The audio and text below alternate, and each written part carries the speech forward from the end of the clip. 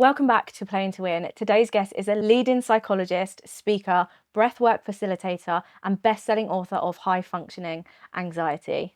Dr Lalitaa Suglani, welcome to Playing to Win. Hi. It's such an honour to have you here. I feel like in the build-up to this conversation, we've already had a really powerful conversation, and I really want to dive straight back into that. But you have inspired something for the podcast that I would love to actually try with you as our first kind of test of this. But this book, I've been drawn to this book for years. That's why it's on the table through every single episode.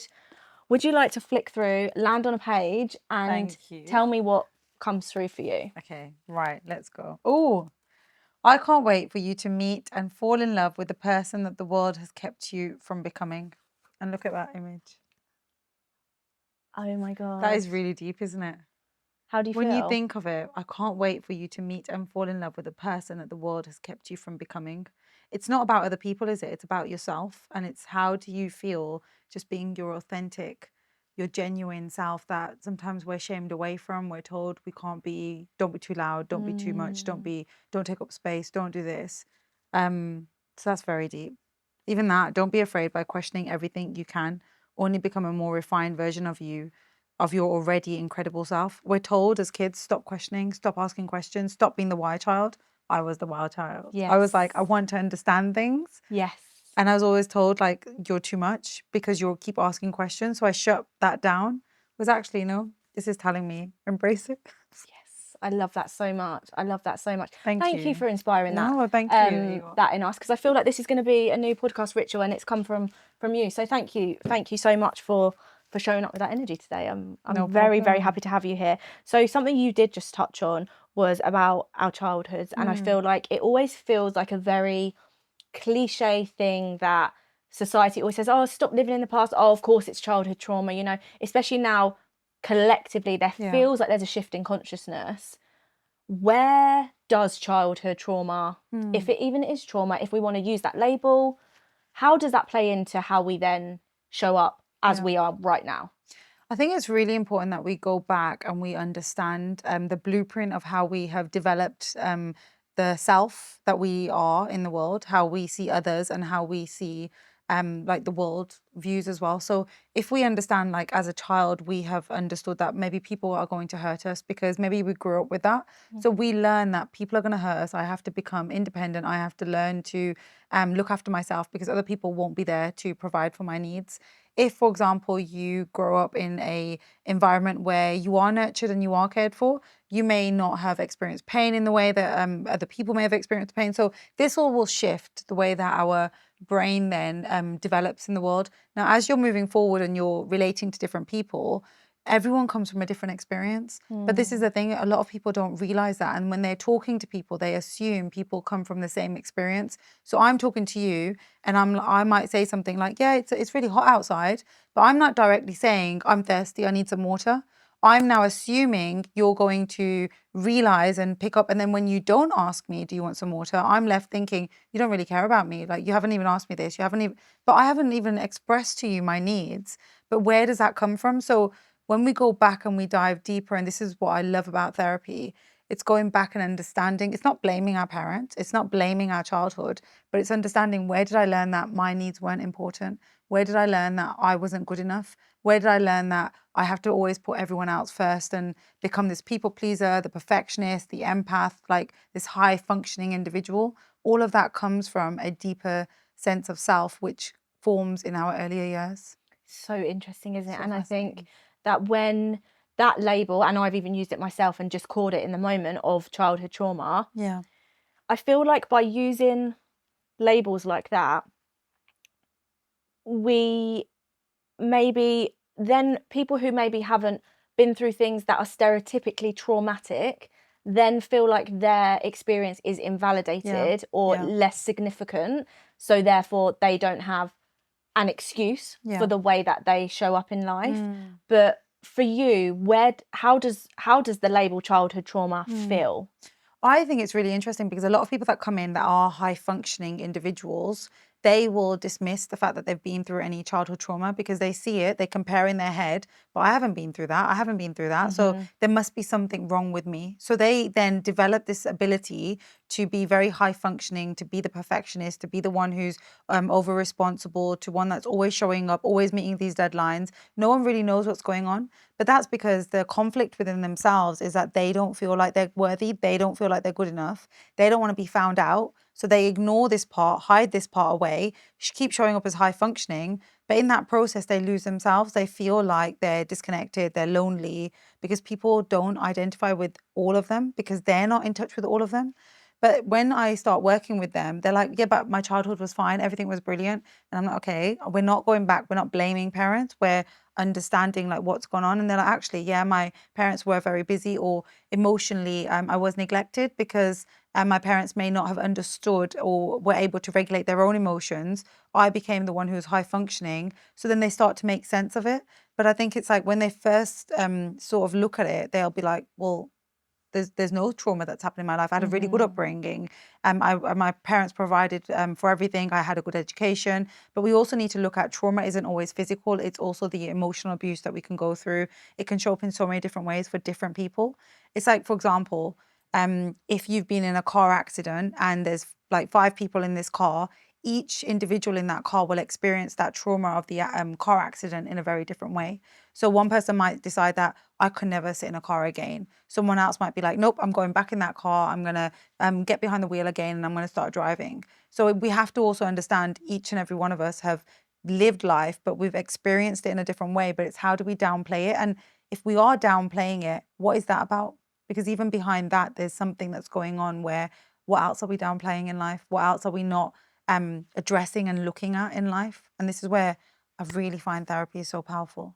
And I think therapy can have a bit of a stigma to it of Yeah. like people are maybe almost embarrassed or feel that they're like mentally unwell or mentally unstable in a way that society's presented what that looks like to us, and feel like, oh my God, this is a health problem that I need a doctor Yeah. to fix. And my experience with it and listening to what you've just said, it's actually just about understanding our origin. That's all consciousness is understanding where we've come from so that we know where we're going. Yeah. Because if you don't know where you've come from, you're disconnected from source. You don't know where you have no way of channeling where you're actually supposed to be, because Definitely. I feel like society really can deviate us from our paths, and it happens on a micro level every single day, down to like very minor little things that happen that have kind of we've built habits around or that we've really normalized, and that can deviate us from our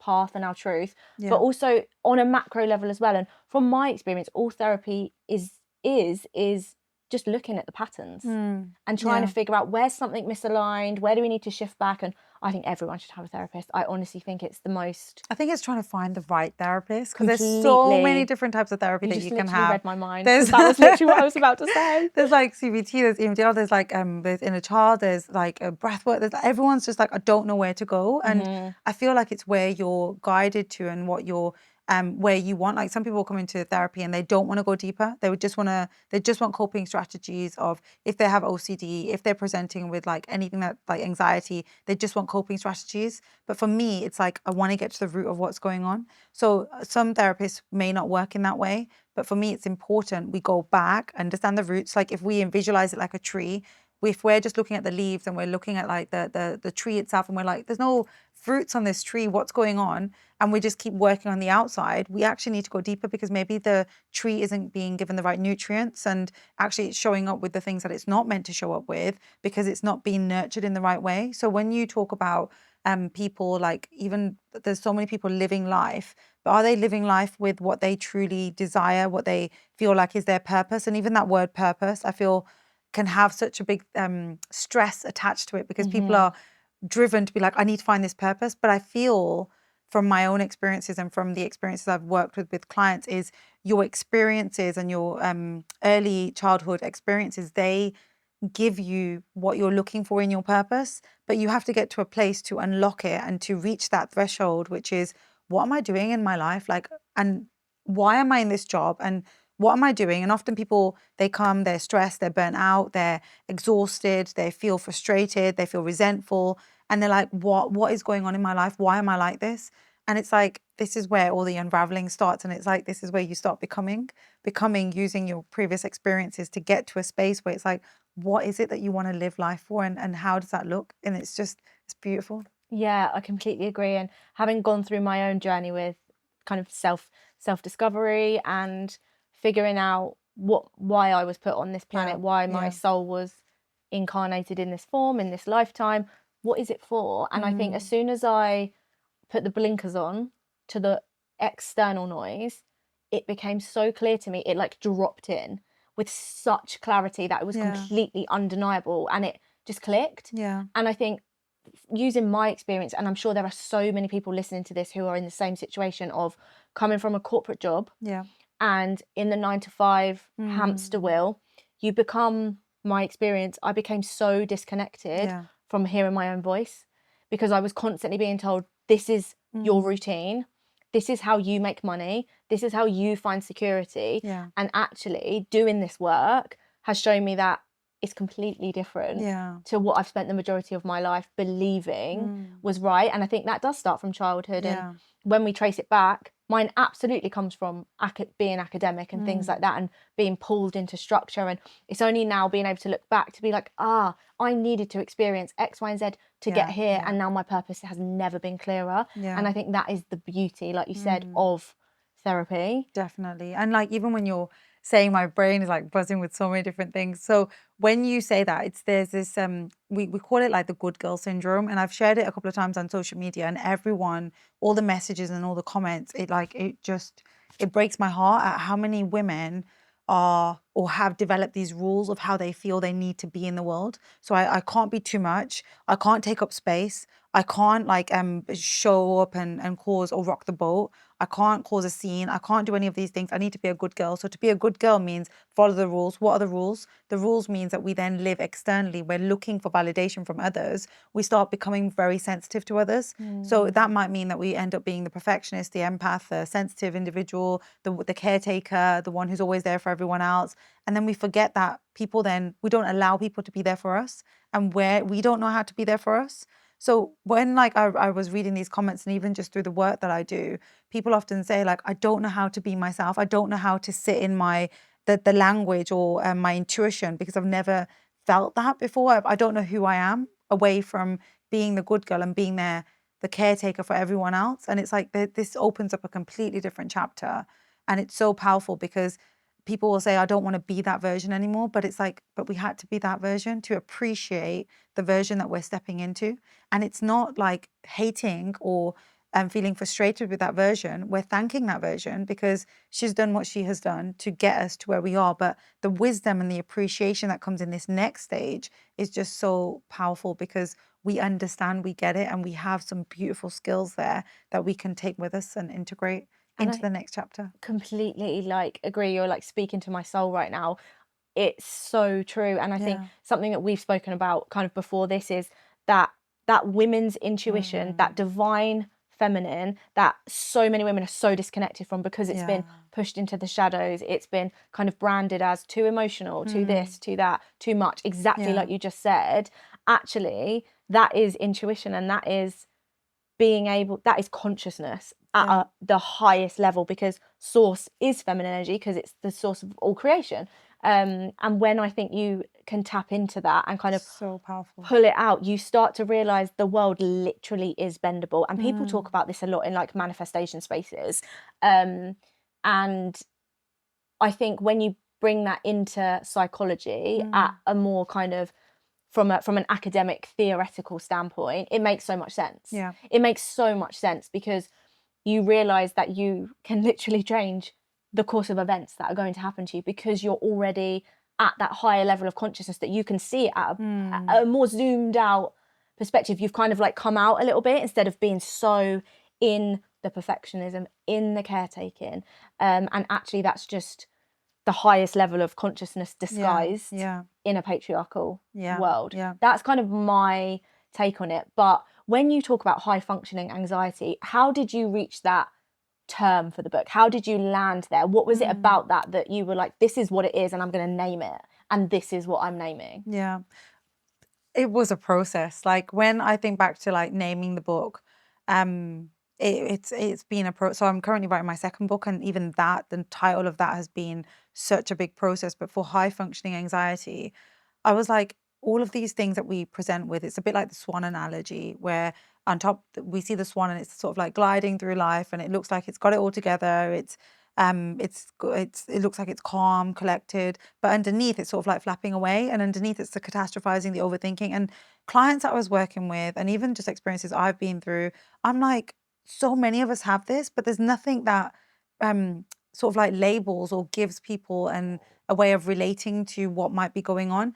But people will get to burnout. They get to a place where they are then hospitalized because they're so exhausted. They're so like they've got to that place. But there was nothing preventative that was allowing people to relate to something, and there was nothing that wasn't a diagnosis like of anxiety or depression that follows like the DSM criteria. But here it was like, hang on, what are we missing here? There's so many professionals that are very high functioning, but their whole entire identity of being high functioning is their coping strategy of them feeling depressed, anxious, lost, disconnected, but they're showing up as being high functioning, but no one sees that that is their coping strategy. Instead, they're like the good kids at school.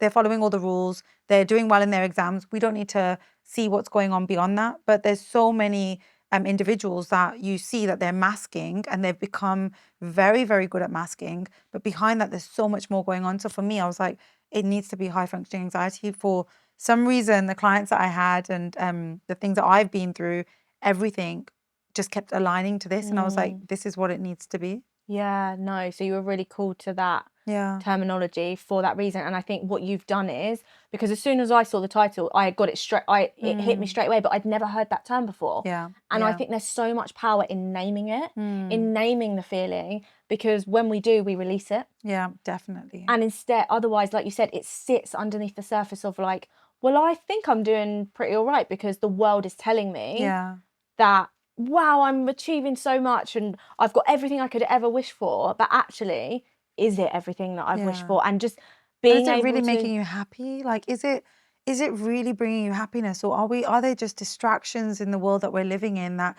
gives us the dopamine hit, gives us like yep, we've done well, the manager said something nice to us, I feel good now, but then it's like, okay, now I need to do the next thing, but always chasing. And it's like, but when we're not doing and we're being, how are we in the being? How are we when we properly switch off from this workaholic way of living?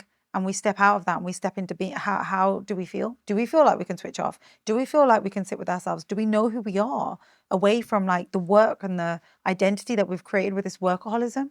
And I think it's finding, prioritizing space in your brain to let that come through. And like you said, I think we are in such a world of overconsumption that I feel like it's just one thing after the other, and it just fills your brain, fills your entire consciousness with things that aren't meant for you. And then it just are we buries. able to process as well? Like, this is it. Do we have the space to process it? Like recently I've been writing my second book, and I had to just remove myself from all my WhatsApp groups because I was like, I was going on my WhatsApp and there was like, and they were all muted anyway, but when I was going in, there was like 20, 30 messages, and one was like 100, one was this. And I was like, I can't keep going in and just consuming my brain with all of this. Like I need, it's not serving me. It's not helping me. So I made this conscious choice to be, and it was like a relief. And I was like, oh my God, I feel like there's not another thing that I need to do, but it's the processing time that we need to catch up with life as well, because we're doing, but we also need that space to not be doing and just to like be in that. And I think that's when you get those real moments of complete clarity that maybe a less conscious version of yourself would have either dismissed completely and not recognized it as a moment of clarity, or wouldn't have understood it. Yeah. And it's when you reach that kind of space to listen and tune in that things start to come to you that are so undeniable, you can't believe you didn't see it before. And that is such a beautiful awakening that I wish every single woman could go through, because this is what it looks like on the other side. It's just that pure connected to truth. And I think it then allows you to channel those gifts into the most abundant and expansive way possible. And that's why you're writing a second book, right? Yeah. Because you've given yourself the space to channel a gift that you've been given and share it for mass consumption. And that is truth in its most purest form. But why do you think it is that we feel like we have to perform, and how can we shift gears to come out of performance and into presence? Yeah. So a lot of this I'm writing in my second book, and so it's all in my head right now. So performance, why do we perform? It's a mask. So we feel like we have to perform, we have to go on stage, we have to perform, we have to be this way, but it's all about acceptance. Because if people saw us for what we think that we might be, we are fearful of being shamed. We are fearful of what are people going to be thinking. So we are so worried about what other people might be thinking, we change our way of presenting and the way that we are in the world, because we're like, I now need to shift, I now need to perform to be this way. So I might say something here and I notice that you pick up your phone and you start looking at your phone and I'm like, oh my God, she's bored. Let me quickly crack a joke. So I'm now learning that with you, I might need to be more jokey, more fun, because you're picking, but you're like, I'm picking up my phone because someone's in hospital and I'm just checking to make sure. I don't know that. So I'm now personalizing the sensitivity that I have with what I'm experiencing from the external world of what you might be doing into like my own assumptions and my beliefs of the world of I'm boring, I'm not good enough, I'm not worthy. So let me now keep performing and being better. And people do this with friendships, with romantic relationships, even in the workplace. And it's really sad that we end up then performing, thinking we have to be a certain way. But often it's our own battle with self that we're trying to manage. And the root of that is shame, is what will people think? Do you think that performance is a conscious thing, or do you think that it is an unconscious? Because I can imagine there's probably people listening thinking, well, I don't feel like I do perform, but is it always conscious? No, I think it's a mix. It's a mix of like, there's an unconscious way that we develop and we learn to cope to feel safe in the world. So we learn that, okay, if, for example, I'm sensitive growing up and I keep getting shouted at, I may learn then to be the good child. So I'll disconnect from my own emotions and then I'll be the good child. So that's the performance now that we're learning, follow the rules. So that becomes the way that we live and the way that we are in the world. So we continue that way in the world. But then we get to a point where it's like, hang on, I know that I'm not being my true self. So you start to become more conscious of it, but you don't know how to disconnect from it. And that's where like going into like reading books and listening to podcasts, going into therapy can start to give you more awareness. So the more that you then self-aware you become of your patterns, then you understand them and then you can consciously change them. And it's not like an easy process because you have to sit with parts of yourself that were shadows for a long time that you've been trying to run away from. But that's the thing, you've been running away from them.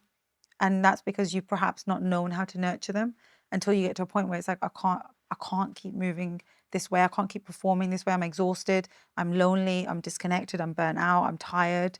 I don't want to continue this way. And that's when people are willing to make a change because they realize this isn't the way that I want to continue life. And I think it is almost like especially for women, and I say that because our experience moving through the world is very different to that of a men. And even I completely recognize that our experience moving through the world is also completely different.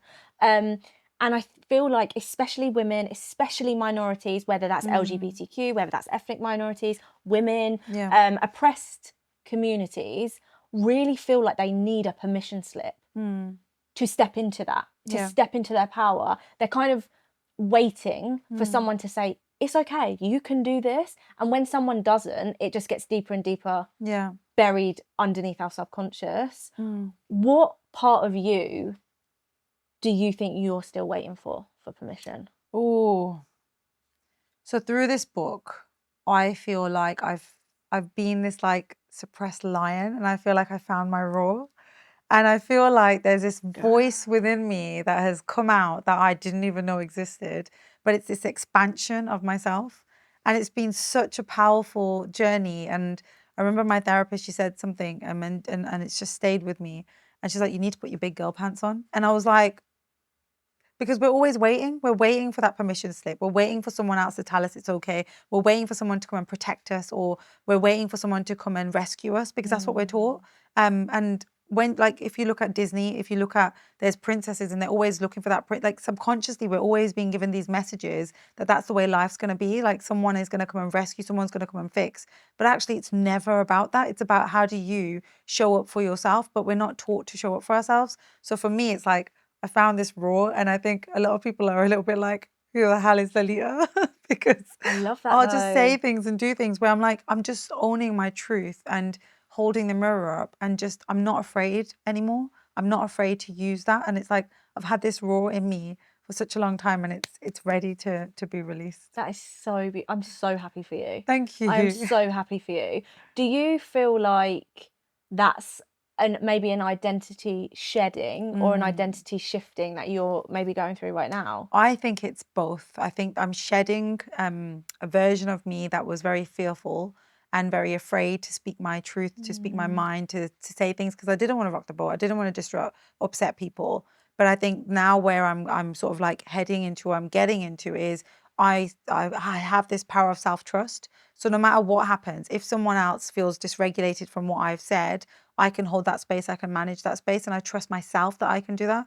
Whereas in the past, my nervous system would be regulating through someone else's. So if I didn't want to upset someone, because if I knew that they were upset, I would then feel dysregulated and I didn't know what to do. So from me doing more of my own work and my own inner work, I'm understanding how I work. I can then understand what are my triggers, what are the things that are coming up for me. So now I don't feel dysregulated when someone else might be upset or feel something by what I've said. It's like, let's talk about it, let's understand it, rather than, oh my God, I've upset them. And is that fearful? So I've shed the fear and I've stepped into this expansion of this, like, this line that's always been there, but I didn't know how to use it. I didn't know how to use that voice, but it's here now. How does it feel?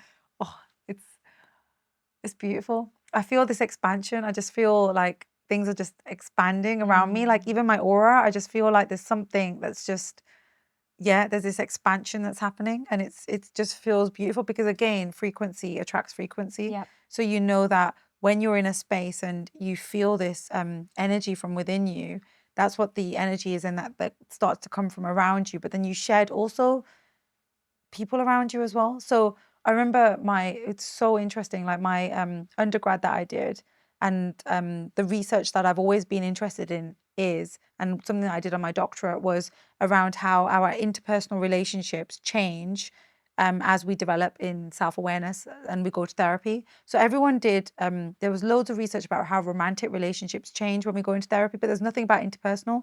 How is it like with our families, with our friends? How do relationships shift? And for me, it's like, we are very fearful of growing and expanding because we feel like we don't want to be too much, and we don't want to like dismiss our friendships or the people around us. So we stay small to keep feeding other people. But sometimes it's about, how do we learn to expand? And by expanding, sometimes it helps other people to grow. But it's our conflict of, I don't want to upset them, I don't want to do it. But then we stop ourselves from growing whilst we're doing that.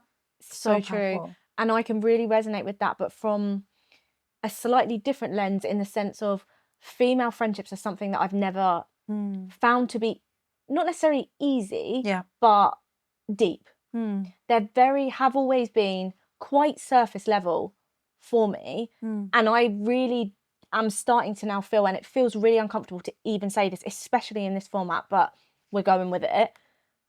I have been so scared to upset someone else. I have been so scared to lean into the power and the gifts that I know I have, because I don't want to make another woman feel insecure, upset, irritated by my presence, because I care about women and I love women and I want nothing but the best for them. And that feels like, you just named it. That's exactly what that is, maybe from just a slightly different angle, but that I think is what is the reason why I maybe don't have those. And it's something that I've always struggled with, I think, because I know the power of women and I see so many beautiful friendships played out, female friendships played out on social media. You know, we hear about it a lot, you know, like your friends are your soulmates, like all things like that. And I have never felt like that. And it's a really vulnerable thing to say. But I think it is that, because I've never wanted to upset someone. And you can also question yourself as well and think, everyone else is saying that this is what friendships are like. My friendships aren't like that. What's wrong with me? So Yeah. there might be that like one layer of that, but then the other layer is if I shine too bright, how is that going to impact on other people? I don't want to upset them. But that can also go back to childhood where maybe once upon a time you were shining too bright, it was too much. And people would say, look, stop being silly or stop doing this, stop doing this. So you then shut yourself down. No, sorry. We'll cut to my reaction to that, but please carry on. Please carry on. No, I think we need to go with this reaction. It's so true. I was a massive overachiever. At 7, I was predicted to go to Oxford. Didn't happen because I completely rebelled against it. But it's Why do you feel you rebelled? because I didn't want it. And because I didn't like the reaction that I got from the people outside of my, obviously my mum and dad were big cheerleaders for that, of course. But the people outside of that, so maybe like people who were close to the family, or something that really comes up for me when I talk about this and kind of feel my way through it is reactions from other parents. So even as a 6-year-old, a 7-year-old, I have distinct memories of other parents. That's so interesting. In a school environment, in a playground space, making comments or like, oh, of course, Sophie's the one. And I think that made me think, oh my God, wow, I'm really making people feel so uncomfortable. And now I feel like I'm going to cry. But isn't that so powerful? Can you see how childhood is so powerful because it allows us to understand where did we learn once upon a time that it was too much. So you just looking at parents and understanding and seeing these reactions, but not knowing that maybe parents were like thinking whatever they were thinking, but you were just like, this is uncomfortable. I need to contain it. And that's kind of what I feel like I've done the majority of my life until very recently. Maybe this year, I would say, where I'm now having that beautiful transformation that it sounds like you're at a state in your life where you're going through that again, maybe, and kind of and at you're the finding next level your rule. of it. You've always had it, and maybe other people didn't understand it, and maybe they had their own rules. Everyone's got their own rule, but this is your rule, and you've just shut it down because it's like, I'm making people feel uncomfortable. But actually, there's nothing wrong with, like, say, for example, you're with your friend and you've said something and you can see that the person's upset. There's nothing wrong with saying, look, I've just shared that, but I can see that you've just you've gone a bit funny. Is everything okay? Because I want to talk about it. Isn't that like the honesty, the authenticity, the genuineness of like helping or having someone's back and being with someone on their journey rather than thinking, oh God, I've upset them, and then ringing your mate later and saying, God, can you believe I went for coffee with her and she did this and it's like, that doesn't help. That gossiping, that energy, that vibration, that doesn't work. It's not lifting us all together. And we want to rise together with the right tools. And if you're doing that, sometimes it's about why is that? Why is it that you're not able to speak to the person and you are going off and talk? You're seeking this external validation, and you'll be ringing friends that you know will give you that. So it's like sometimes we have to take a sit down moment and look at our patterns and understand, why am I doing this? But also looking at friendships where you can put your hand out and be like, that's really hard, isn't it? And I can feel this sense of what's going on, what's happening. Let's talk about it. And you're not trying to fix it. You're not trying to make it better, because we have to also let people be on their journey as well, because sometimes we might want to come in and fix it and be the caregiver and constantly call them and make sure that they're okay. But what's that about for us? So we're always just like trying to understand what is this? What's my intention for this? What's my intention for this? And being real with that. Yeah, absolutely. And I can take the responsibility and accountability that because I haven't showed up with that openness, because I felt so contained and like a very unconscious performance, but that's what it is safety, and it is a performance that has stopped people from being able to connect with me. And I can take responsibility and accountability for that part of that dynamic. And that is why therapy is so, we've just shown that in real time, like why childhood, why therapy, why consciousness is the way forward. How old was that little girl?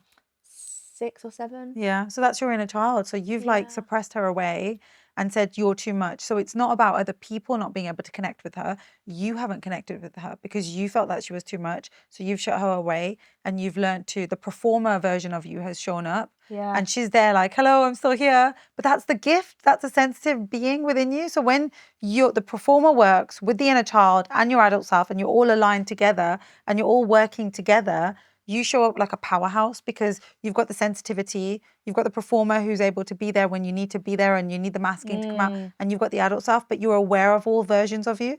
And this is where like therapy is beautiful. Yeah, completely.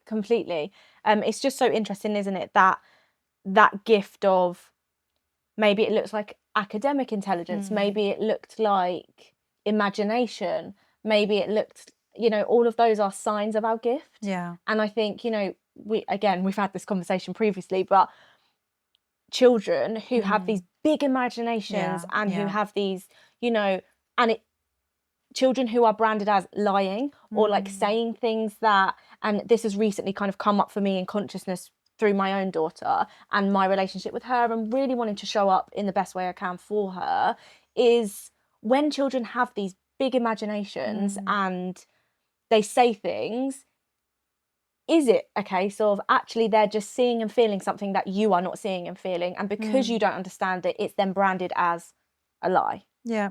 I think as parents, we need to look at like what's going on for the child rather than making a judgment and making an assumption that they're lying or they're doing this. It's like, what's beyond the lie? What, like, they're presenting with this behavior. They might be saying like, there's this person here, or like we have imaginary friends as kids as well. Like, are they Yes, imaginary friends? exactly. Are they not? But then what we do as parents is like, how do we nurture that? So rather than like shutting the child down, it's talking and being curious with the child. So it's like, oh, look, you've said this. What does that mean? What's this? What's this? So trying to understand what might be going on for that child, because then if you brand them as a liar, they might then think there's something wrong with them. So then they carry that belief around. There's something wrong with me. Mom and dad have said I'm a liar. I'm lying about things. I need to stop lying. And then either they'll do it more to get the attention or to get like the consciousness from parents to be available in some shape or form, or they might just completely suppress it away. So every child's going to react differently. Yes. So for me, it's more about curiosity. How can we learn to be more curious with children to understand like what's beyond their behaviors? Like even children that they steal things, they might take things from other kids. It's like, what's that about? Instead of punishing the child and telling them off, it's like, you have to set boundaries, and I get that, but it's also talking to a child and letting them understand like why it's wrong. Yes. Because I think sometimes we punish children and we put them like in the naughty corner or do something, but do they understand what's going on? Do they truly understand why they're in this naughty corner? Do they understand like why they've been put there? Instead, they learn then that if I do this, then I have to go there, but they're not understanding why. And kids, they're curious, they have this big imagination, they want to understand, and we can use play as well to help them understand. So rather than it's like, you've done this, it's like, look, here are two teddy bears, and with these teddy bears, this teddy bear's gone over there and taken this teddy bear's things. What do you think this teddy bear's feeling? Yeah, So there's so different true. ways of communicating with children as well. Yeah, and I think it is that thing of when they express that feeling, what I've really started to try and do with my daughter is she's expressing a feeling, and that to me looks like she's having a massive meltdown, she's having a huge temper tantrum. All it is she's trying to express a feeling that she doesn't have the adult narrative, the adult language to be able to say. And it could be something as simple as, Mummy, I didn't want that flavoured juice. Yeah. Or I actually fancy a different. And that's a big thing snack. for her. Like It's her for whole us world. as That's a massive adults, we're thing. like we're managing so many things. For us, it's like it's just a doesn't juice, matter, just yeah. drink it. But for a child, it's a big thing. Like for them, it's like, I don't want this juice, because their view of the world is very different to our view of the world. Yes. So if we're then saying and dismissing like that, and actually, how do we nurture that person, that child, but also create boundaries? Because we're not just going to give them their own way on something. We're going to help them to regulate. So as Yes. parents, our job is to help to regulate their nervous system, because they are little human beings. They're not developed in their brain in the way that we are developed, and it's us holding space for them when they are reacting. Often kids will come back from school and they've been masking all day. They come back and they'll have like a tantrum. Yes. Like it's classed as a tantrum.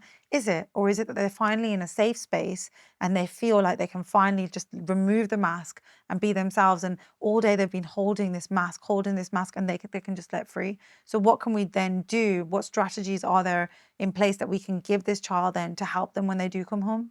I think it's really interesting. Finding a way to channel it into communication that serves them as well, so that their need is met clearly and that's what I think one of the biggest learning curves for me has been. I know she's trying to tell me something, she just doesn't know how to tell me, and it's my job to figure it out. That's my job, is to figure out what my child needs, not what my nervous system is reacting to. Like, as an example, she's 2. Okay, so she, just to give you some context to where this has all come from for me, she is absolutely obsessed with Disney, loves Disney princesses. It's Frozen's is a thing at the moment. Yeah. And she has started saying lines from there, lines from the film, and I didn't realise they were lines from the film. She's been saying things that anyone would be like, well, she's lying. And I was like, hang on a second. Not that anyone said that, but just like in my own brain, I was like, okay, she's not telling the truth.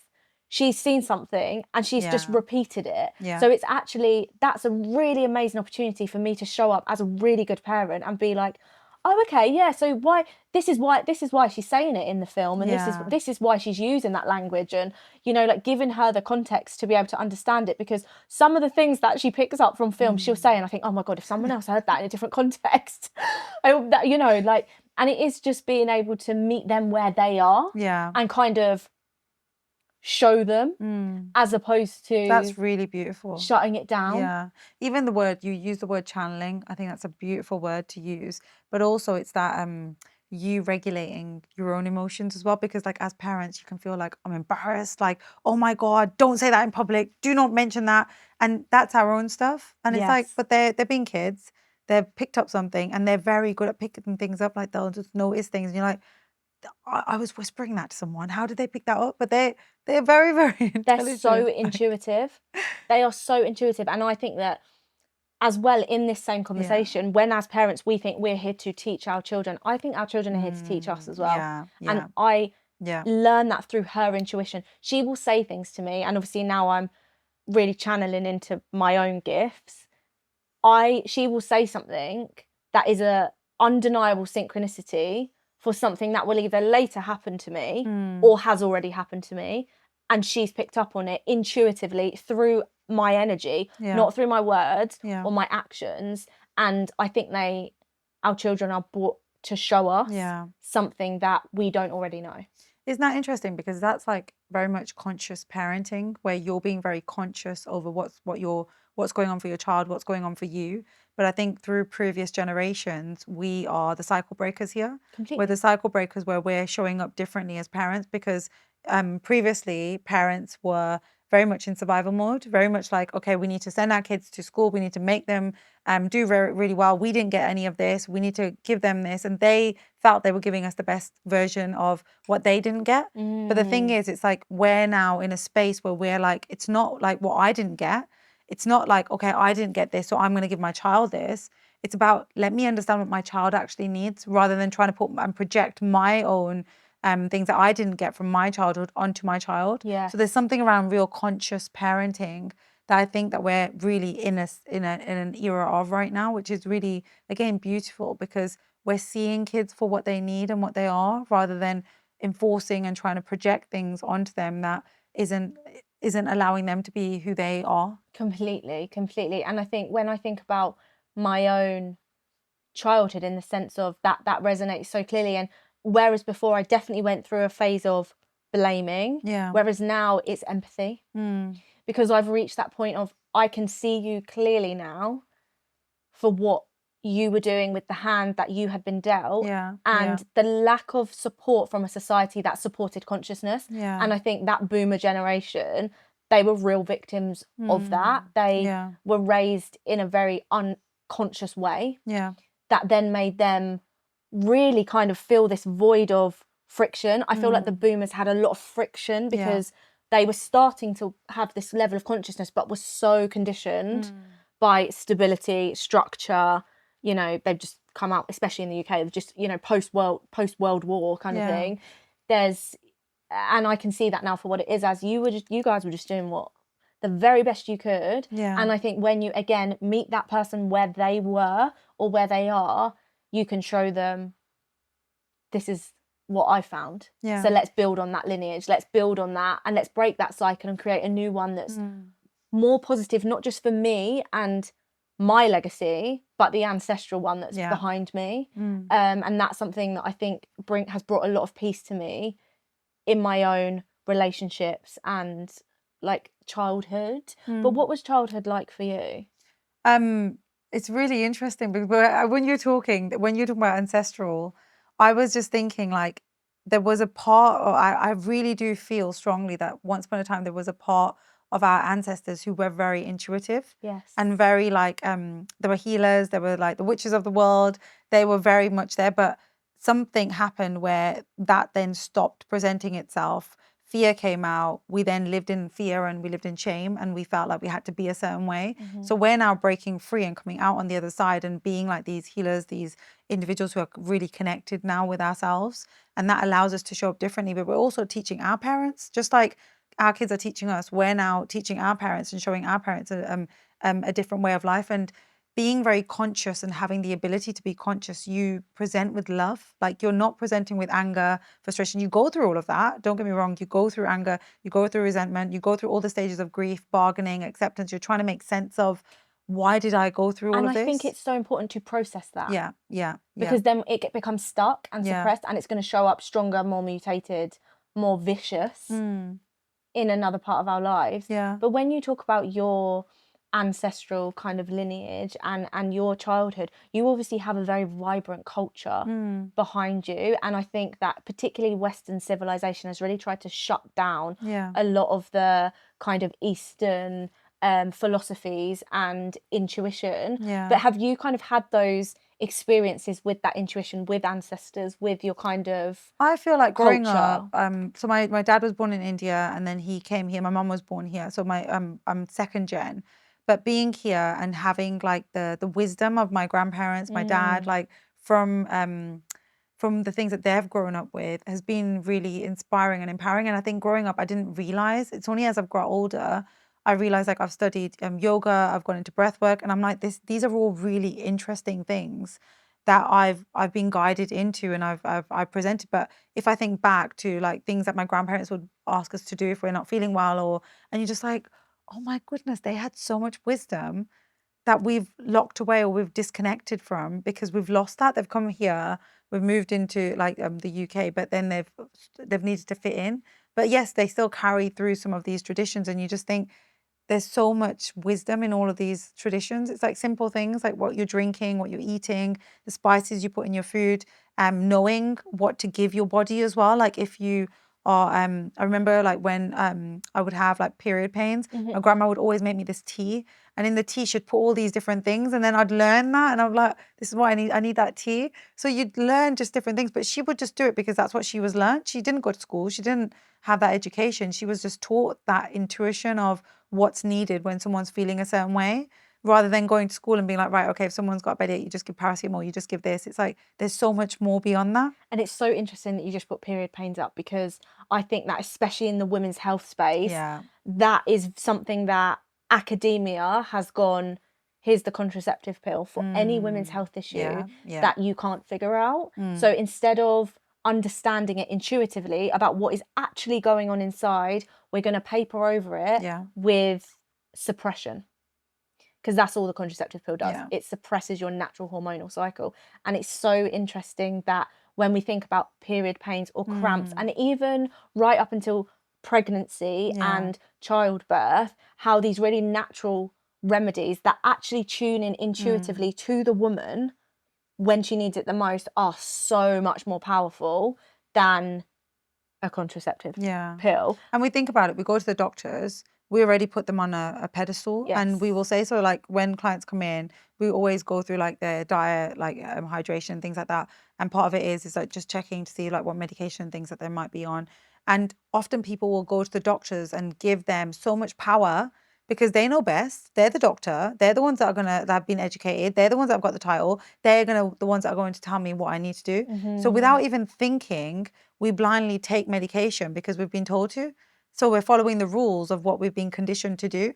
And even that, it's like that, there's a whole undoing of that is, do we go to the doctors and just listen to what, or do we also have to listen to ourselves as well and think, hang on, what's going on for me? What am I feeling? What am I noticing? And start tuning into our mind, body, energy around us. Completely agree. And I think that your body is always trying to tell you something. And women, our hormonal cycles are our literal energy source. So for me, as you know, being in this space, when I come to my own cycle, as an example, so I have PCOS and all these things that have kind of been, you know, medical labels, which are absolutely real things. There's no denying that. But I think what happens is when we give it such a medical term, it's really helpful in being able to name it. Yeah. But I also think that we then fall into this path of having to treat it medically.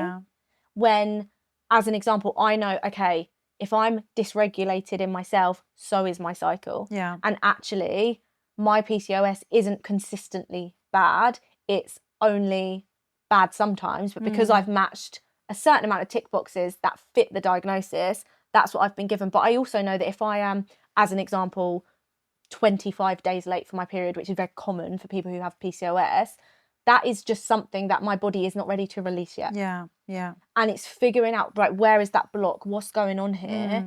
And every single time I do it, like a miracle, my period will always arrive afterwards. And it is that intuition of, you know, your body is talking to you all the time. But again, kind of full circle to what we've been talking about in this conversation, it's the world has drowned out that voice. But I think when we think about kind of Eastern cultures and like your own kind of ancestors, they really uncovered the power of intuition. And that's what I keep coming back to with this, is the sense of, this is why women in, you know, India and even places like Indonesia and Tibet and various different places like that, who are to the outside of the world, to the Western world behind, are actually so much further ahead. And I think they've been suppressed and dismissed because the white man doesn't understand it. But I was also reading something the other day about like the Western world and like the ancestors and what, because we always look at like the Eastern side, but actually the Western, there's so much knowledge and wisdom that's come from there. So is it that the world has all this wisdom and knowledge from different spaces, but through different things that have happened in the world, we've just suppressed away, but now we're awakening all of this stuff again, and we're trying to make sense of it and trying to understand it. And we're labeling it as like trauma, we're labeling it as like, okay, there's other things that might be going on, medical terms.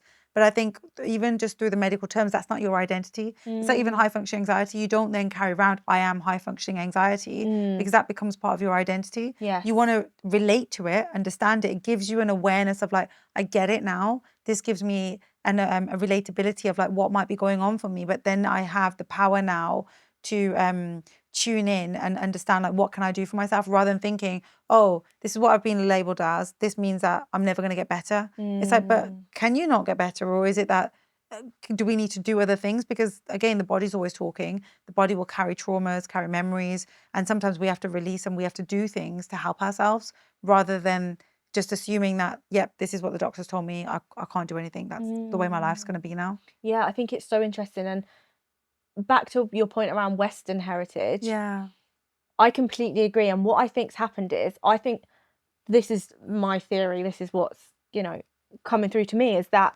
Western heritage was built on the divine masculine energy, and Eastern heritage was built on the divine feminine energy. And what's happened is the divine masculine has turned into toxic masculine, and we need both.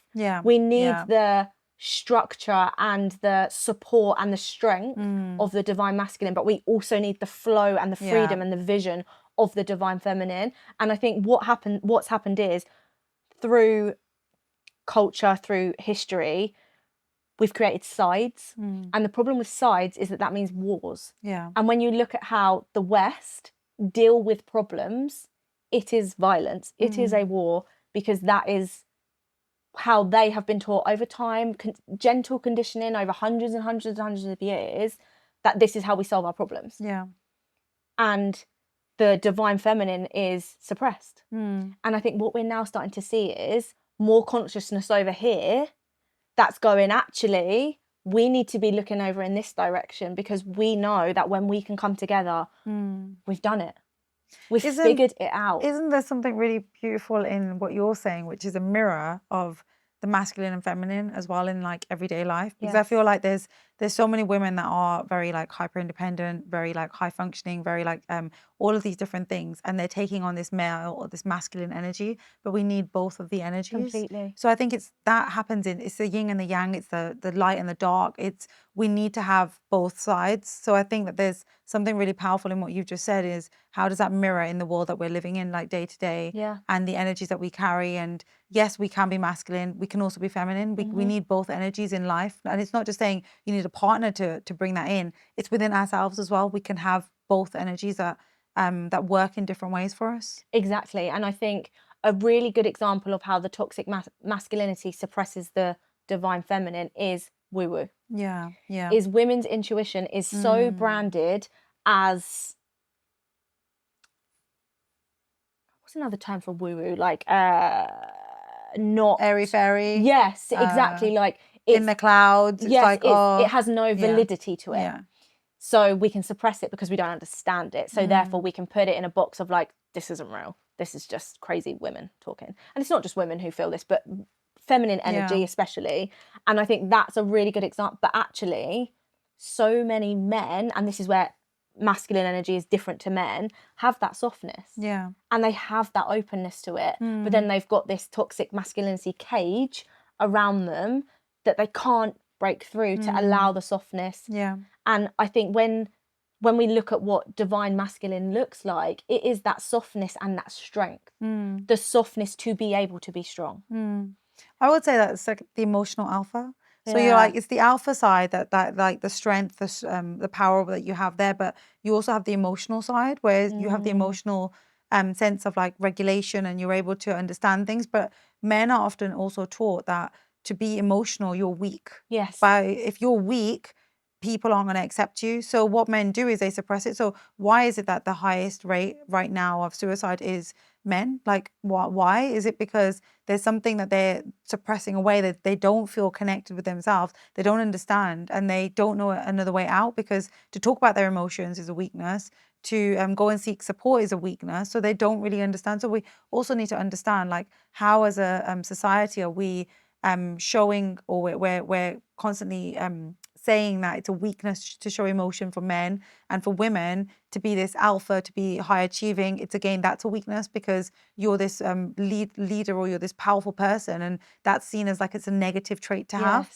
And it's like, why are we shaming people for being who they are? We need to look beyond that and start to accept people for who they are. Like, so what if a guy is emotional? So what if a woman is more of an alpha if she's at work, or if she's away from work? It's like she has that energy. So why are we shaming people away from that? Completely agree. And I think it's so interesting how we are really at such, I believe, a really pivotal turning point in evolution. Yeah. I can feel it around me. I can see it. And maybe that is consciousness. I don't know, but I can really feel that we are at a rising. There's a real, it feels like there's a turn coming, and some people have called it like an earth reset, or like, you know, those kinds of more conspiracy led theories, but I really feel like we are coming to a shift in evolution. And I guess my message to that is that I hope that we can understand that feminine and masculine aren't sides, they're harmony. And that's harmony within us as individuals, that's harmony in relationships, but that's also harmony in energy. That's, you know, and I think when you think about when the masculine and the feminine in a very physical way come together, it's the source of creation. It's the source of creation, and that's how we evolve. That's how we evolve in ourselves when we find the balance, in society when we find the balance. And something that I found really interesting when I've been kind of doing a lot of work around energy, and particularly the feminine and the masculine, is where transgender people come into this. And I strongly know and feel that they are actually ahead, because what they have learnt to do is find acceptance and truth outside of society's narrative and cultural safety.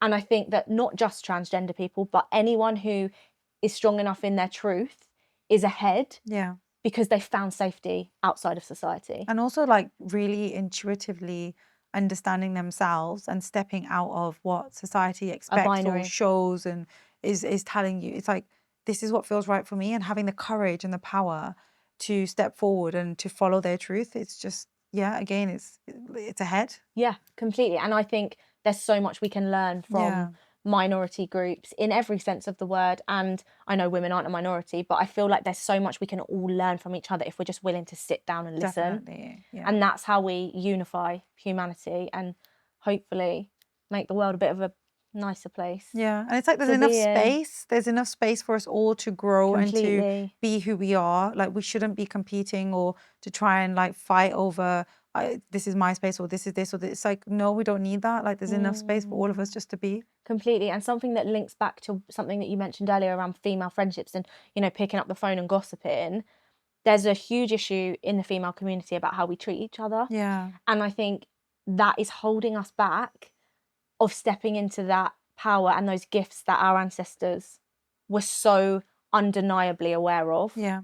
And the way we treat each other, like you said, it holds each other back. And you don't, in doing so, you're not just holding them back, you're holding yourself back. Yeah.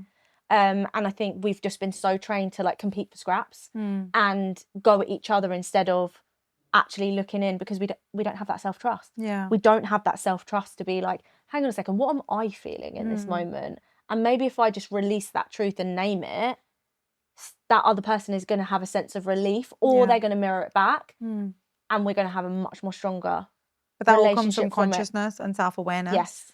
And doing the inner work, because it's easier to live externally and it's harder to go inwards and look at our shadows and really Yeah. face our the demons that we say that we're carrying, but they're not demons, they're just parts of us that we're not understanding. So we can continue living externally, or we can take that courage to really step in and start looking at like our patterns and making sense of them. Yeah. And it's not like, sometimes I think we think it's bigger than it actually is, and when we start looking in, we're like, this is what I was scared of. Like my Yes. 6-year-old inner child who's Yes. just said, like, it wasn't even her fault what had happened. And when we step back and we start looking at these things, it's like the jigsaw of life just starts making sense, because we can start putting all the pieces together. Yeah, I completely agree. And I think it is those little kinks that happen to us Yeah. that when they're not released, that's when it snowballs and it becomes a much bigger physical manifestation. And that, Yeah. especially that which we see in men a lot around like violence and things like that, that's a kink of energy somewhere in their timeline that just was never released, and it's suppressed over And time. it'll come out in another way, or find out. We say it's suppressed, but it always finds a way to come always out. come out. And I think that when it gets to the surface and they don't know what to do with it, maybe that's why we see such horrendous mental health data around men. Yeah.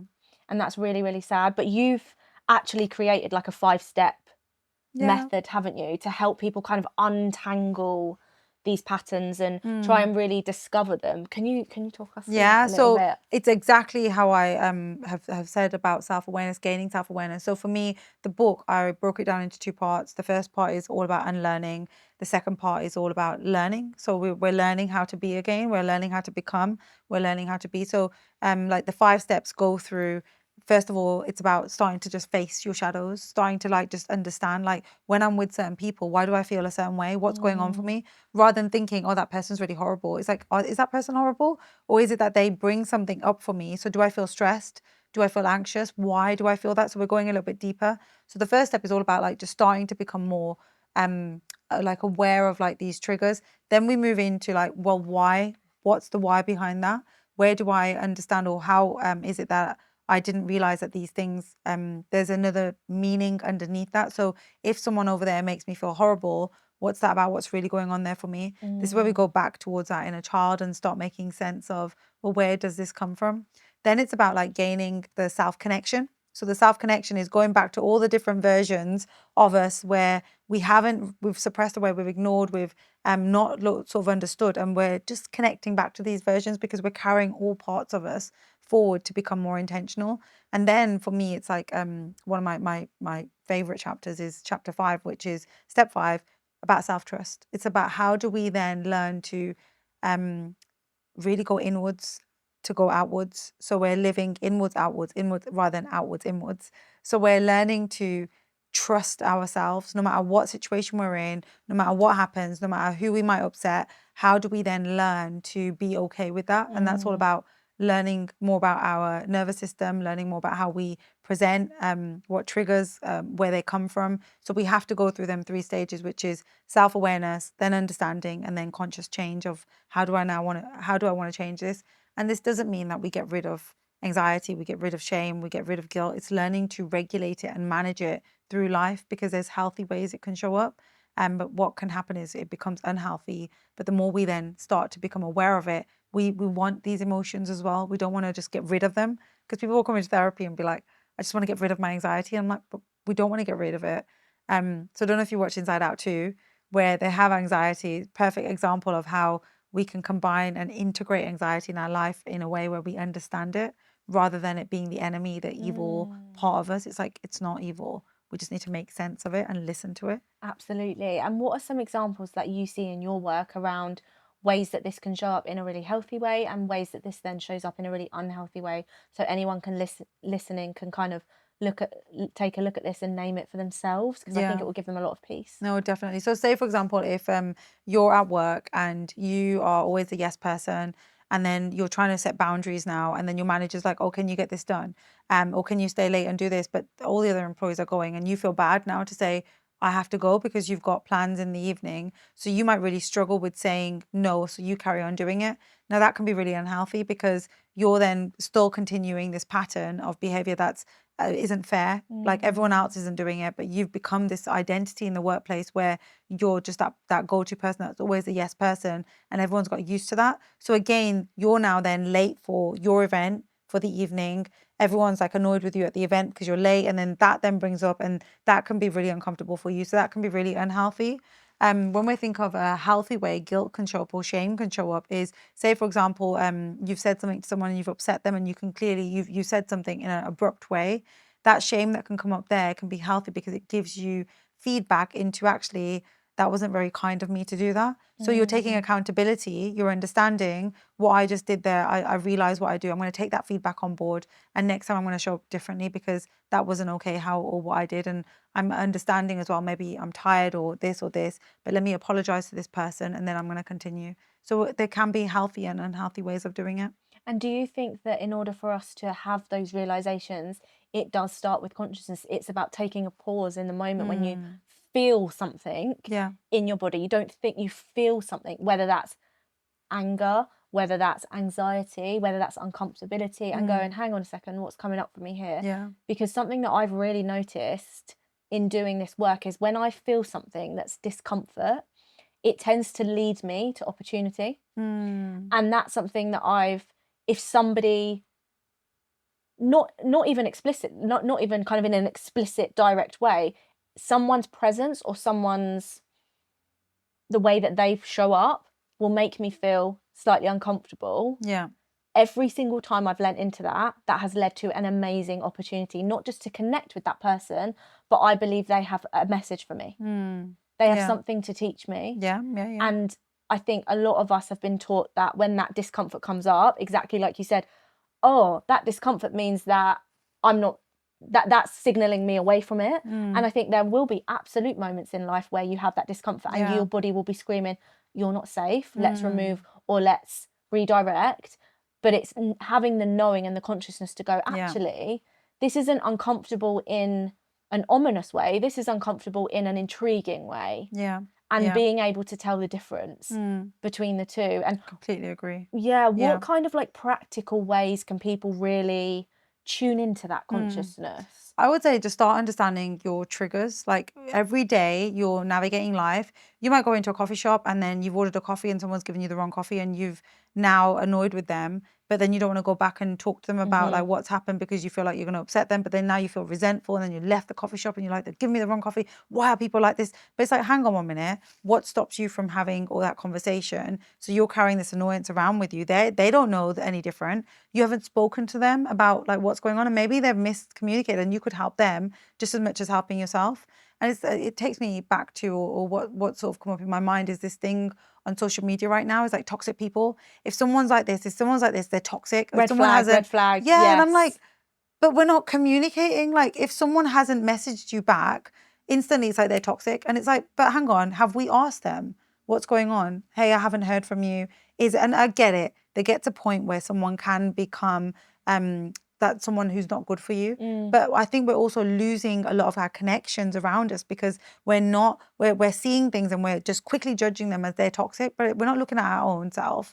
We're quickly disconnecting from people. We're quickly judging them as they're toxic. They're in my space. They're making me feel uncomfortable. But it's like, but why are they making you feel uncomfortable? Yes. And are we just judging people because we are not willing to sit with the discomfort that's coming up for us? And it's easier to say, it's their problem. It's their problem. Yes. And we're not taking accountability to that. Actually, they have just said to me that I wasn't polite to them.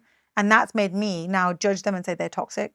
But actually, maybe I wasn't polite. Have I looked into that? Have I understood that rather than me then running into the judgment of they've made me feel uncomfortable.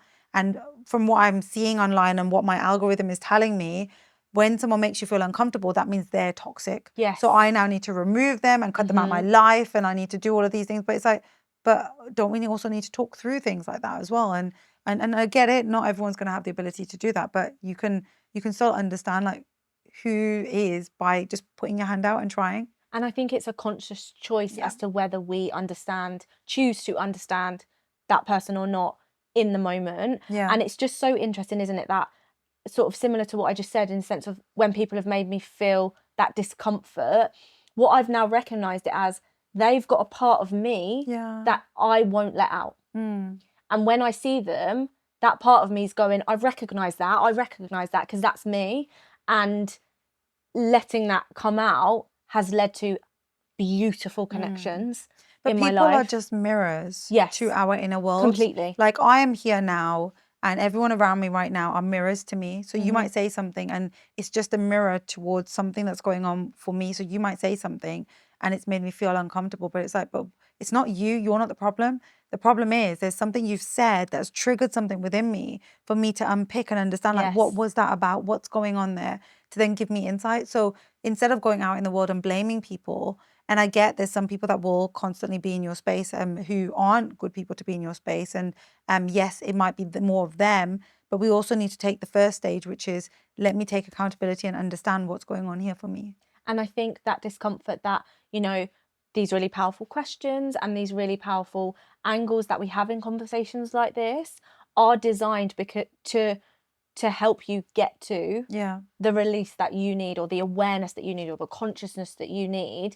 And because you are so open to that, and because you've worked really hard to get to that level of consciousness, you already know that working through that discomfort is going to be worth it. Yeah, definitely. And I think especially when we come back to kind of the social media, the red flags, the relationships, I think there's two things there. One, in the sense of that's where boundaries come in, and knowing your own boundaries and what feels good and what is maybe just a miscommunication, or is maybe just something that hasn't landed quite squarely.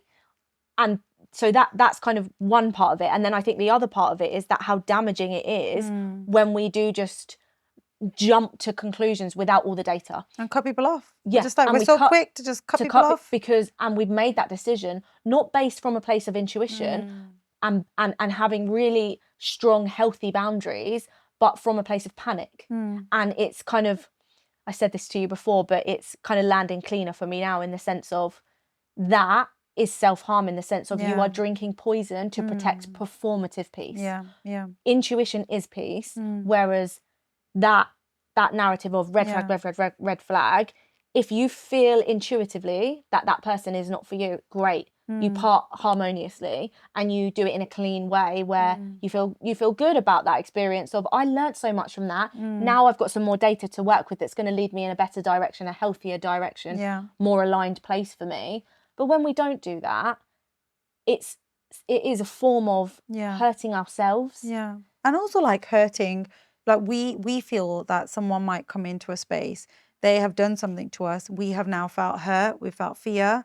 We felt anxiety. We felt abandonment, rejection from this person. So instantly we shut down and we retract, rather than sitting with like, hang on, my inner child right now feels rejected. What is it what part of me right now feels like I'm rejected? Was it like that 4-year-old who once upon a time felt like mom walked out, or whatever happened? So is that the thing that's coming up? So this person now is projecting that same experience I've been through, but I have to go through that experience to make peace with that experience. Otherwise, I can get disconnected from my intuition because my fear, my anxiety keeps taking over. So in order to get deeper into your intuition as well, the more conscious work you do on understanding your previous patterns, the more then that you can present in this way. I'm now present in this world. And when someone triggers me, I'm able to like sit back, pause, and really reflect on, actually, they've made me feel really uncomfortable because of X, Y, and Z. I'm feeling this, but let me communicate that to them if I can. If I can't, I know where it's coming from. And me and my inner child, we get it, where we've made peace with this. And I think that's a boundary. And make it, that's where the boundary comes from. Of I don't need to say everything that I feel. I only need to say things that feel like I need to say. Yeah. For want of a better way. Otherwise, of you're just putting your phrasing inner that. child in front of someone and saying, "Can you love her? Can you do something different? Can you say something different to her?" Yes. But that's where we have to learn to Take accountability. Yeah. Absolutely take accountability. And I think it's so true in the sense of when we talk about those boundaries that we put around ourselves, it is so important. But a lot of people don't really understand the term of it in a practical way. Like, we hear it all the time. It's definitely something that we see on our algorithms a lot, in terms of I've set a boundary. But why is it so important that we have those healthy boundaries, and how do we find them within ourselves to make sure they are healthy? Yeah. The way I see a boundary, first of all, it's not fixed. And there's no rules for a boundary.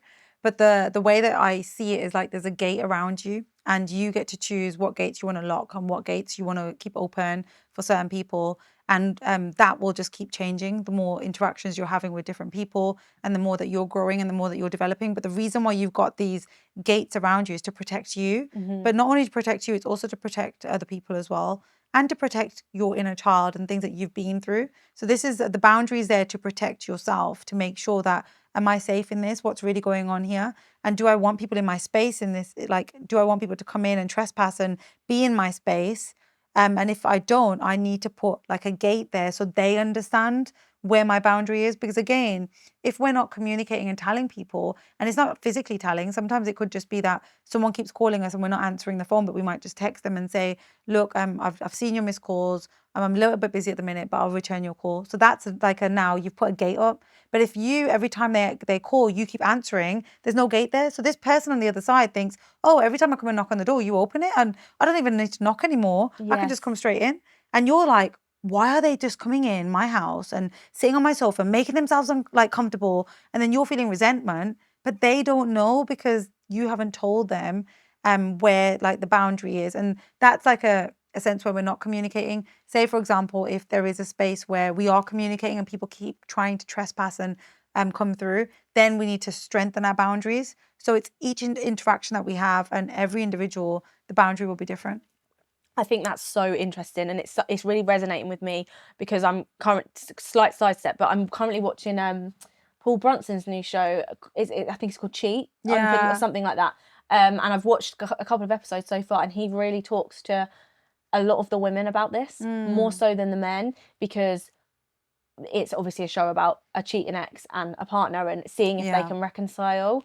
And he's sort of, because when we've been hurt, it's so easy to blame. Yeah. And out of a form of trying to protect ourselves, but actually he's kind of teaching them around how, if this relationship is going to work, yes, there's a whole lot of work that needs to be done over here, but actually some accountability that you can take for yourself is those boundaries.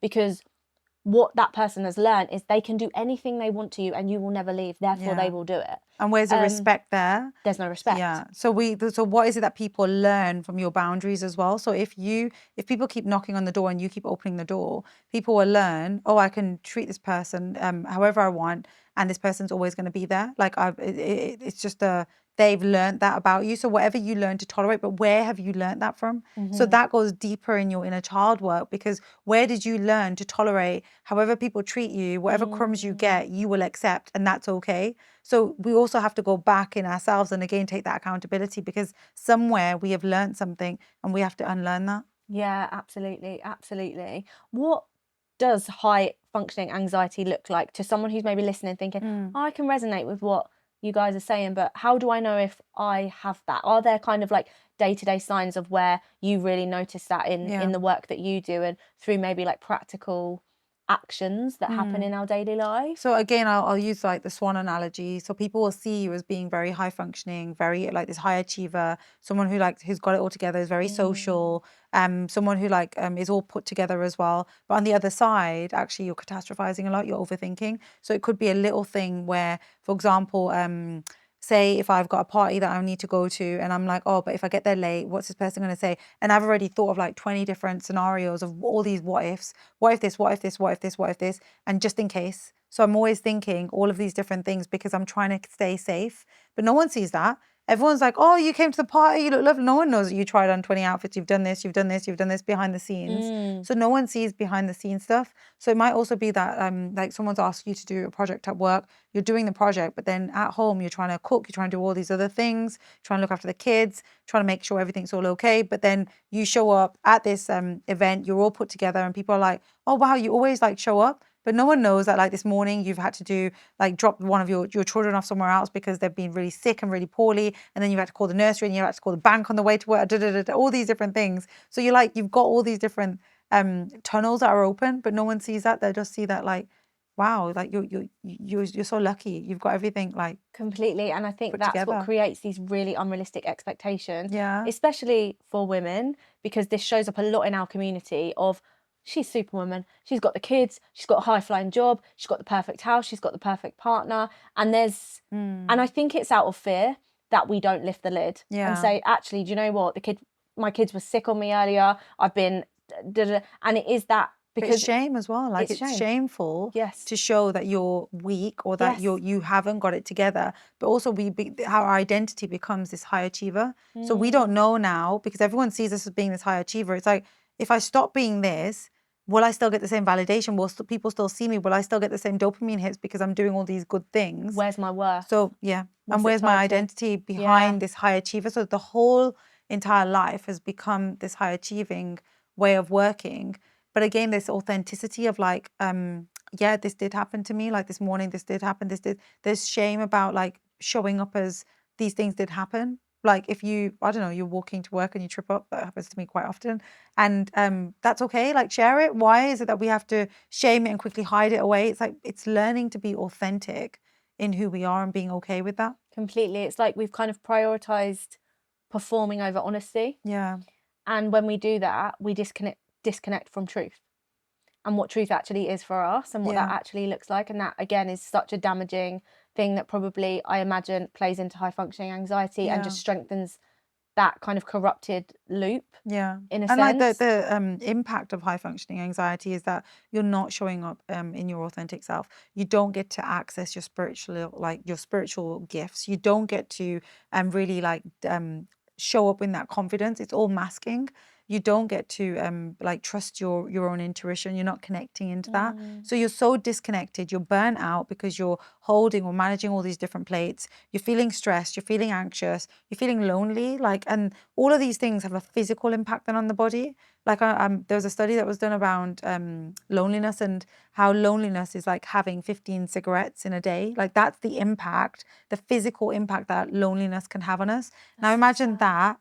Imagine stress now on your body, always being on this high functioning, this adrenaline, this go, go, go. We're shallow breathing. We're always on this high alert. How is that then impacting on our body? So there's, again, studies being done on that. And it shows how does that then develop into other illnesses as we're continuously on this journey, because your body can only take so much. So we have to learn to look after mind, body, and our energy, because the impact of high functioning anxiety, yes, you might think I'm still functioning, but what's actually going on underneath that?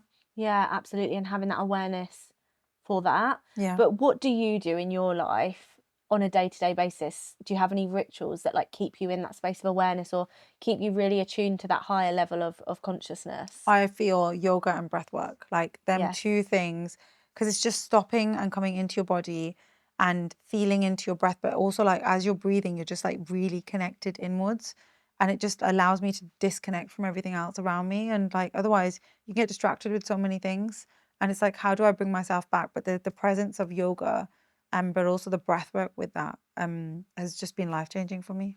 It's incredible. It's so interesting you said that, because yesterday I have always been drawn to yoga, but I don't think I've ever felt confident enough to do it, because I maybe don't identify with what a yogi looks like in the sense of their body. And, you know, I've always aspired to it, but I've never identified it within myself. But and what does a yogi look like? Well, exactly. That's a social media lens that I can recognize now, whereas maybe couldn't have before, but can definitely kind of pick up on that now. Yeah. But it's so interesting because yesterday I was just sort of I was literally doing some admin on Instagram, and an old client of mine who is a yoga teacher, pure coincidence, she was like, oh, I'm doing a vinyasa tonight, da, da, da.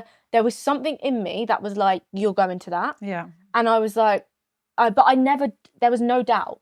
I was like, I'm going to this tonight. Yeah. Went to book it, and because I hadn't done one before, I got my first class free as well. And I was like, that's another little synchronicity, a little sign for me that I was doing something that was aligned with. And sometimes your soul knows. Like, there's Completely. How interesting is it that your friend has just messaged and said this? Like, sometimes I just think, Yes. how do these things end up working out? And sometimes you're like at the yoga class and you're like, how did I get here? Yes, that's exactly how I felt yesterday. Completely took the words out of my mouth. And what I noticed was it was really crunchy to begin with. Yeah. Because I couldn't make sense of why I was there. But as soon as I relaxed into it, like even my breath was so shallow at the beginning. And I think it's because I was in a bit of fight or flight. Yeah.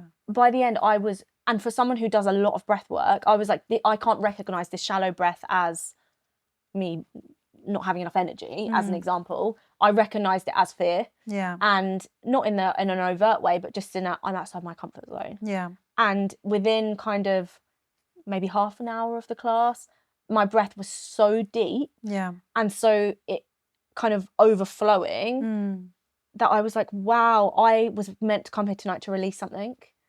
And I could feel that release. And I do think that all those little messages that you just mentioned, all those little synchronicities that happen in our life, when you follow them, from my experience, there's a message trying to come through to you. There's a powerful quote that's just come to mind. It's like, you live life moving forwards, but you don't understand it until you start putting all the pieces together and start putting all the dots and like I get this now. Like at the time you don't get it and you're just like, I don't understand why someone's given me this person's number. Why do I need to call this person? What's going to come up? What's going to happen here? And you trust it. You trust, like, okay, something is coming, something's brewing. Don't know what, but I'm trusting that whatever is going to come out of this, I will take something from it. And it's that comfort of knowing that every single experience in your life, both good and bad, you can be really grateful for it because it leads you to where you're supposed to be. And that's helped me find a lot of peace from things that have happened in my life that I maybe haven't closed a loop so it's been sitting inside of me. And finding that, kind of landing in that space of, I'm so grateful that happened to me because I had to learn something through it. It was trying to tell me something. Yeah. And now I can hear it. Yeah. And I think when you get to being in such alignment with yourself, that's when magic seemingly becomes real. Yeah. And things that other people describe as magic become your everyday life. Yeah. Sometimes I have clients that start working with me and I'll give them like a task to do, like the gratitude task. And they're like, what is this sort of nonsense? I've heard it before. It's all woo-woo. And then like, as you progress through sessions, they're like, okay, Lalitaa, I've started noticing like the sunset, or I've not started, and then like, I thought this was so woo-woo, but now I'm starting to notice these little things. And I'm like, yes, it's working. But it's the appreciation of when we just slow and when we just stop, like on the way here, the clouds like in the sky, the way that the sun was like just shining and you feel the sun on your skin. It's just little things like that. And I'm like, oh, it's beautiful. It's 100%. And I so believe we are surrounded by micro miracles every single day. And and it's when you can open yourself up to them that you really feel just how much of a miracle you are. Because for you to be in that moment, experiencing that at that time, so many things had to line up for that to happen. It's like the glimmers of life, isn't it? Like we sometimes we can look at all the negative things, but there's so many like glimmers in the world, but we have to stop and not be so stuck in our own heads, but where we need to stop and just appreciate like the beauty around us and the things around us. So if, as someone who, I'm gonna say I'm recovering from high functioning anxiety, I'm in rehab for it. If success isn't about achievement and our worth isn't about achievement, what does success look like? And that can just be your own version of what that means. But I think for people with high functioning anxiety, we have to show that there's other ways to feel validated. Yeah. I have redefined success as spiritual richness, because for me, richness isn't. This is what my second book is about. But it's not about success isn't what have I got? Success is how do I feel? What's going on within me? And it's the spirituality that comes out through life, through the experiences that we go through, that gives us the wisdom. And it's the wisdom that we have, that's the richness of life. So we're chasing all these different things, thinking that if I get this, if I get the car, if I get the house, if I get the partner, if I get the dog, if I get all of these things, that's going to make me happy. But often people get there and they're like, oh, I got to this level and I thought all these things were going to make me happy, not realizing their soul is looking for something else. So their conditioned version has got to this because in the world that we live in now, we're on Instagram, we're seeking validation constantly externally, and we're told all of these things are going to make you happy. So you get there and it's like, that doesn't make me happy, and that's where we go inwards. So like a lot of like in psychology, if you look into like a lot of the theories, they say the second half of life is all about going inwards and really understanding like life and what it's about. But I feel like there's a lot of people that are getting to that place earlier in life. So it's like, where is it that we're learning about what richness really means? And yes, you want to like go out and do different things, and yes, money does that, but money's a flow there. But the real richness comes from how content you are within yourself. And I think that's a really powerful magnet for things like money, Yeah. for things like resource. Yeah. And that's, you know, again, in the manifestation space, it's all about money as energy, because it is, and it flows in and out. And I think when you give it the space to flow in and out, that's when you really see the like financial richness in your life. Yeah. And it all stems from that spiritual connection with yourself, with Yeah. your own spirit. Yeah. Where does religion come into this though? Because I feel like there feels like there's a lot of connection between all of these things, but Yeah. there are really oppressive sides of religion, and there are really, you know, not very expansive sides to it. How do you think that we've reached that point with religion that's supposed to be based on these really beautiful spiritual Yeah. practices and values, and I believe actually give us a blueprint, but then it's been so radicalized, or, you know, everything as a spectrum, right from Christianity right through to Buddhism, Hinduism, you know, Judaism, Islam. What's happened there, do you think? I think it was interesting because it's a conversation I've recently had with one of my friends, and we were talking about like the fear in religion, and the fear of like upsetting God. But it's like, where has that come from? But it's like people now, they don't connect to religion as much as they once did. So religion would it forms a sense of community. It forms a sense of like belonging, a sense of if we think of like the packs that we were once in, there was something in that gives us that. Whereas now we're being more individualized than we ever are, but people are like sort of tuning more into spirituality because it allows them to follow a path. They feel connected. They still have that sense of belonging. And those that aren't following that path often can feel quite lonely and disconnected, that don't have like the religion behind it. So there's so many layers to religion. There's so many layers to what it holds and where it's at. But right now it feels like people aren't as religious as they once were, and they're taking the route of spirituality, and whatever that means for them, it's their rules, it's the way that they want to perceive it and the way that they want to see it, rather than them feeling fearful of, if I behave in this way and it goes against my religion, then God is going to be angry with me and God is not going to love me. So there's like all these different things that we're breaking away from to try and make sense of it. So we're not sitting in that fear of, this is how life, if I do this and I like I have a child and I'm not married, like God is going to reject, like things like that. So we're now living the way that we want to live, rather than having this fear around us of, I have to follow the rules of what's expected of me because that's what the community and that's what everyone else has told me. But we're becoming more individualized in, what do I feel, rather than what's expected from my tribe. Yeah, absolutely. And I think when we think of it in that way, spirituality is, I believe, the future of religion. Yeah. And because it doesn't have the rules. And as soon as you put something in a cage, it's going to start to freak out, right? It's going to start to get louder and feel more controlled. And I think that's what religion has become, which is really sad, because I think there's so much connection and beauty in it. Yeah, even there's so many pros and like from being or having a Completely. religion. And I think that so many people are turned off it because of what it is in its physical manifestation now. Yeah. But even people who are really kind of like embedded in the manifestation space, are so close to religion, but they just don't recognise it. Yeah. And I think that's a really interesting shift that I think we're going to see a lot of. Yeah. And even if we look at like religion, I think there's so many beautiful pros to it as well, because if we go deeper into religion and understand where it was formed and how it was formed and where it comes from, there is a lot of spirituality in that. Yeah, So completely. again, it's like, how do we define spirituality? Because for someone else who is religious and follows it, they might say, no, that's not spirituality. So it's again, what label do we want to give to something? And it's finding something that relates to us and not just saying, okay, this is the route I'm going to take because this benefits me. It's like trying to find a path that works for you and you're connected with the values and the integrity of like wherever it is that you're going down, but you're connected, you feel connected and aligned to something. So religion has to be personalised. And that's how we create acceptance and tolerance. Because I know that I have my own interpretation of spirituality, religion, based on my intuition and what I feel every day. And that creates so much acceptance and tolerance towards others, because I think, well, they've got their own religion. Yeah. That's because I know how powerful it guides me. Why would I ever want someone to be I would never want someone to deviate me from the path that I'm meant to be on. So why would I want that for someone else? And again, comes back to that unifying humanity.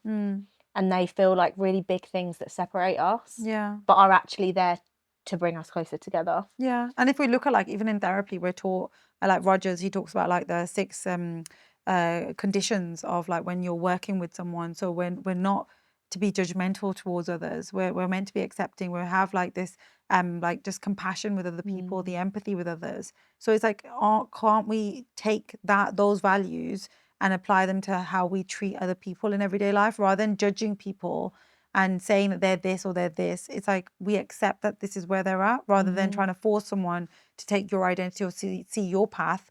It's like they might not see where you're coming from, but you might see where they're coming from. So it's like it's trying to understand that each and every one of us are so different. We all have a completely different perspective of life, and that's okay. Yeah, absolutely. Absolutely. What do you think a truth within you that you've been too afraid to speak or would have felt dangerous for you maybe 5 years ago that feels really undeniable now? I think as a psychologist, I think sometimes when you're taught, you have to follow the rules, even as a psychologist, and you have to continue being this like blank slate. But for me, when I first started as a psychologist, I followed all the rules and I was doing that. But then the more you work with people, you realize actually you're a human being just as much as they are. And there's this authentic nature of being authentic. But then you're so afraid because you're like, I need to follow the rules, I need to do this. But you learn to be more authentic in just the way, not just like as a psychologist, but just in generally in life. Like you feel more authentic to be okay. Like I remember I was doing a talk in London and there was about 200 people there, and they called me up, and then I was walking and I walked straight into like these glass doors, and then I was just like, oh, did that just happen? And old me would have been, oh my God, panic, run away, like just don't want to show up on stage. And I carried on walking straight through, and I was like, yep, that just happened. But I was more authentic because I was more accepting of like, this is the way I am. Whereas once upon a time, I would never allow myself to be that way. So I'm allowing my quirks to come out and being okay with that. I love that so much. What are you no longer willing to dilute inside yourself? It'd have to be my voice, my opinion. If I've got something that I feel like I want to share, it's that raw within me. I'm ready to raw. But when we look at, I've been studying a lot like with lions and understanding that they don't just roar at anyone at any point in time. They roar when there's something significant that they need to roar for. And I think that that's like where I'm at, is if there's something that really feels valuable for me and it's something that really hits home, I will roar with that. But if not, I'll choose when to just like lay back and chill under the sun and yeah, choosing when to show up. I think that's such a beautiful insight, because I think you can perceive that. I think you can perceive that and apply it to your own life. Like for me, I can totally resonate with that, because there are signs that I get or messages that I get or energy that I feel that is roaring because it needs me to give it air. Yeah. It needs me to give it space. And I think that coffin fit might have been one of them, which is very interesting. I wonder what it's trying to say. I'm going to talk to you about it after, because I think it's to do with you, which is really exciting. So what is one thing that you would say to a woman who's listening right now and she's kind of like on the brink, the episode's resonating, but she just needs that final unlock. What would be one thing you could say to her to help her shift her consciousness? I would say if you're looking back at life, say if you're in like 80 years old and you're looking back at life and you're thinking, oh, look at all the different things that I did. Are you going to look back and really approve of this version that's like, and it's not, this isn't about shaming you, it's about you honoring your truth and honoring the courage, finding that courage to really stand in your truth and being like, what is it that I'm so afraid of? Because when you start working on yourself, you're not going to be afraid. So it's like this, just taking that one step, but just really trusting that this is your life. We've got one shot at it. Well, that's what we know. But we have this one shot. We are living life. And how do you really want to live? Do you want to continue living in fear, anxiety, stress? Or do you want to change that? And there is ways of changing it. Like we have been through it. We're going through it. There's ways of going and turning up on the other side. And that version of you, when you turn up on the other side, is just like this powerhouse, and she's waiting for you. So take that first step forward. I think that's so lovely, and I think it really brings to me something that I feel like I'm saying a lot at the moment is we all have access to the same information. It's what we do with it that creates change. And I think that's just a really powerful place to close the episode. Thank you so much. No, I feel like that was a you. soul to soul conversation, which was super powerful. And I hope that everyone listening can feel that and kind of take time to give their own soul some attention.